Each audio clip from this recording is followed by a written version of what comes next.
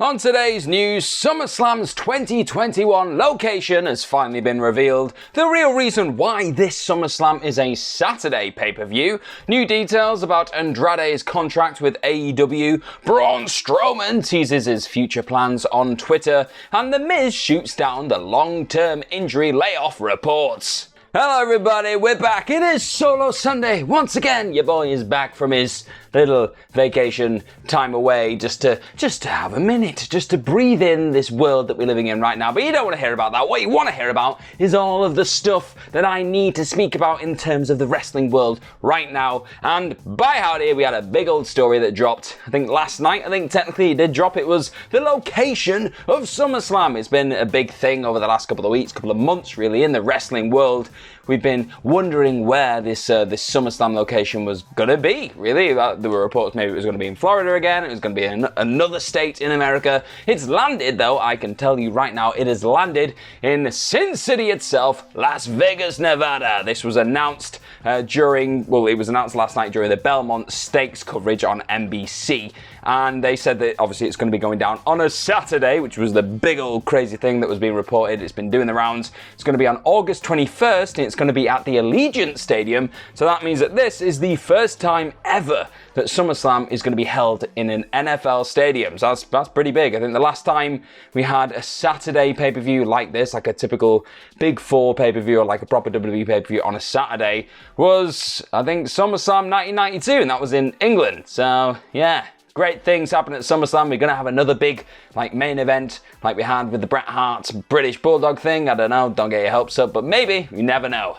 But obviously, like I just said, the big takeaway from all this was the fact that it was officially confirmed that this pay-per-view is going to be going down on a Saturday night, but not just any Saturday night. This Saturday itself, on August 21st this year, is going to have a boxing fight, big main event thing, going down in the very same city in Las Vegas. It's going to be Manny Pacquiao versus Errol Spence Jr. It's going to be a big old thing, but then a lot of people are wondering, why is WWE having this big pay-per-view on the same night as a massive boxing fight? Surely people are going to have to choose. Well, according to PW Insider, there's a method to this madness, because WWE are well aware that this boxing thing is going down. Their plan is to have their show wrapped up and finished before the fight happens, the big old main event. So I think they're really trying to lean towards piggybacking the audience that's going to be coming and obviously wanting to watch that Pacquiao fight both in Las Vegas and the people at home. So people at home can just sit there, watch the whole SummerSlam thing unfold for like 4 hours or however long it is, and then go, I'll watch the Pacquiao fight now. So it's almost acting like a pre-show, which is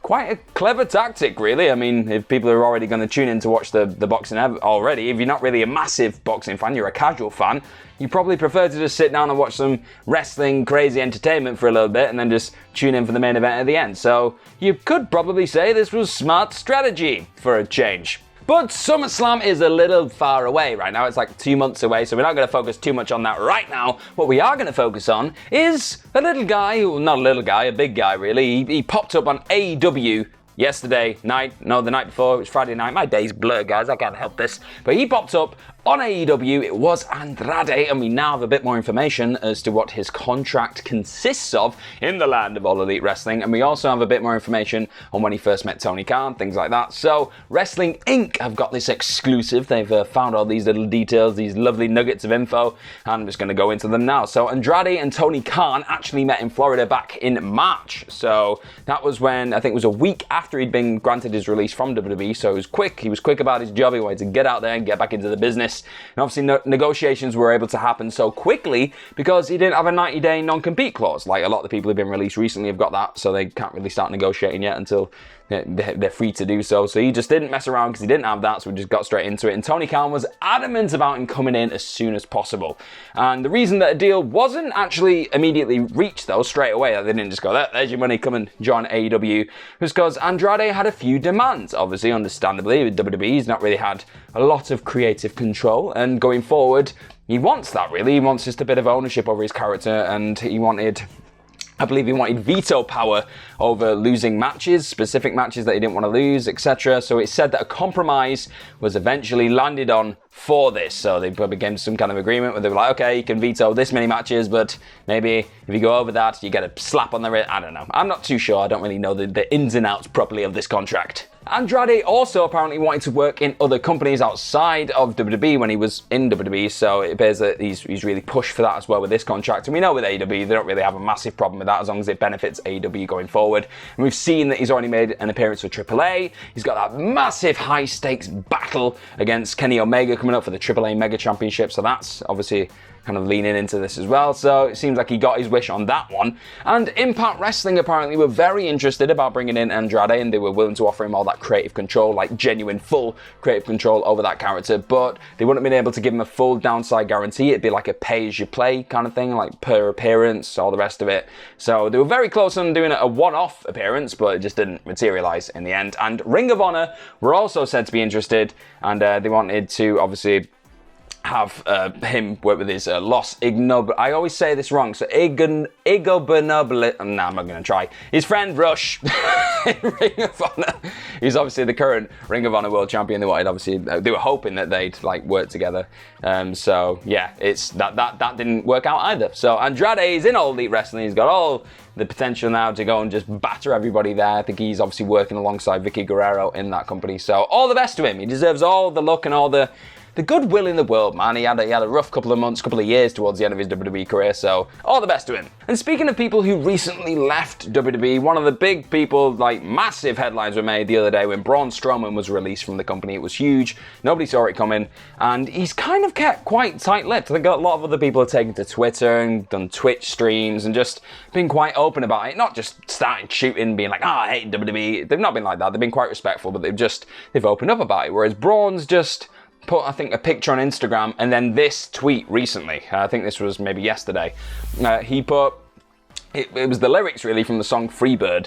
He put, if I leave here tomorrow, would you still remember me? For I must be traveling on now, because there's too many places I've gotta see.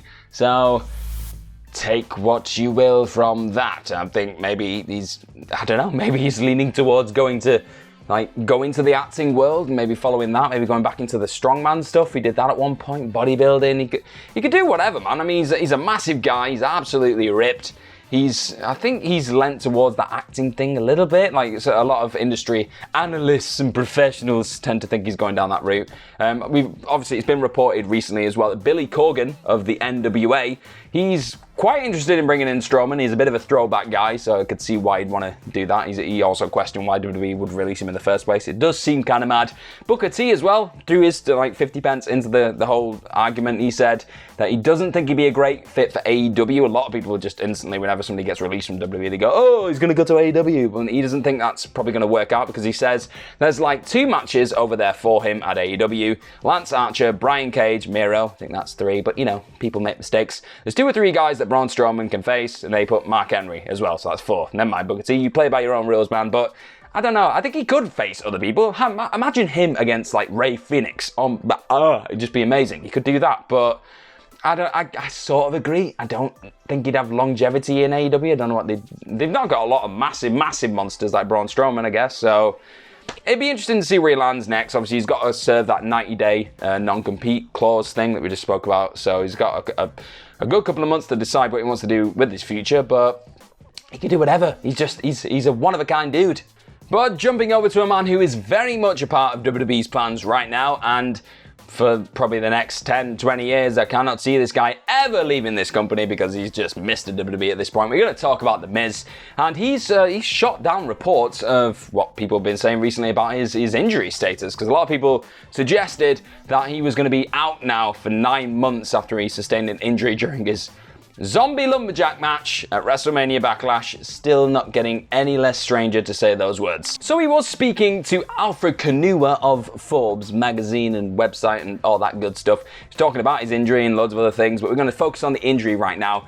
And he had this to say. He said, just look at all the news out there. They must be right about my injury, right? They're reporting on it, telling you exactly what's going on. They must know.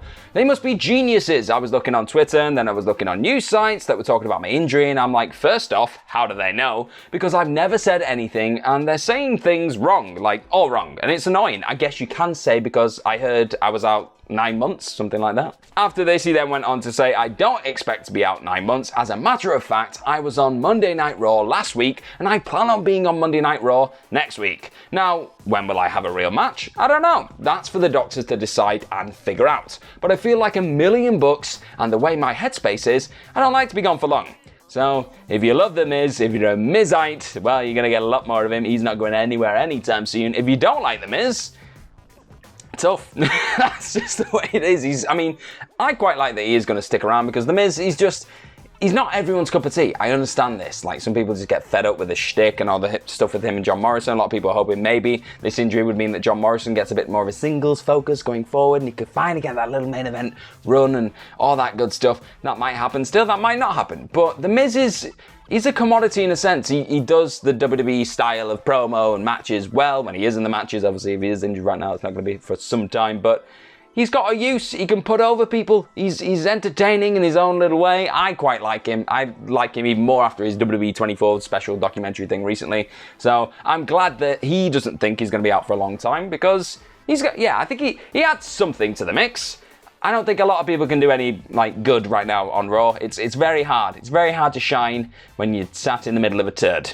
So those have been your solo Sunday news stories from myself, Gareth Morgan from What Culture Wrestling. Thank you as always for clicking on this video. Don't forget to like it, share it, subscribe to all things What Culture Wrestling. Follow myself on Twitter at gmorgan04. Follow everybody here at What Culture Wrestling, at What Culture WWE. Yes, I've got that right. It's been a while, okay? I'm very rusty with this stuff. It's been like 2 weeks, but I get rusty very quick. But as always, the most important thing to take forward after watching this kind of stuff today is just have the best week possible. We'll see you in 7 days' time. We'll be back here again. We'll talk about more wrestling goodness. But in the meantime, just go watch wrestling, eat food, lie in your bed, do whatever you gotta do, and I will see you in a week.